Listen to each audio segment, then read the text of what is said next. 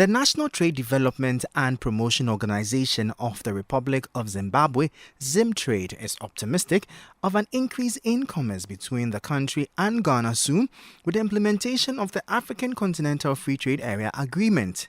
Trade between these two countries has over the period been very low, but with the advent of the AfCFTA, particularly under its tariff-free policy, the figures are expected to improve.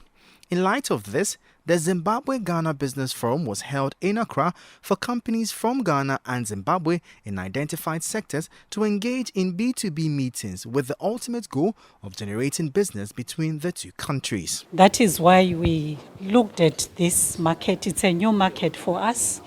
As you may know, traditionally we trade with our neighboring countries within Southern Africa.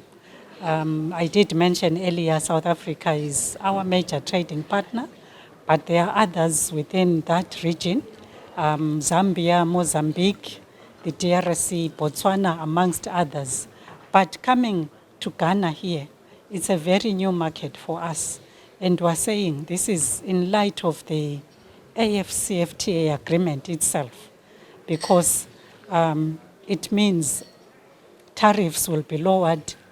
As was mentioned earlier, I think one of the reasons why at the moment trade between our two countries is so low, it's because of the logistics. How are the products going to come here in light of the tariffs that are chargeable as we trade with each other? Meanwhile, speaking at the same event, Secretary General of the African Continental Free Trade Area, Wamkele Mene, urged enterprises to make use of the Pan-African Payments and Settlement System as a means of resolving the foreign exchange obstacles involved in conducting business with their peers in different African nations. The Pan-African Payments and Settlement System, PAPS, is a centralized financial market infrastructure enabling the efficient and secure flow of money across African borders. The platform minimizes risks and contributes to financial integration across the regions. What we've done with Afreximbank, the African Union AfCFTA Secretariat, is to introduce a tool, a very practical tool, which will boost intra-Africa trade.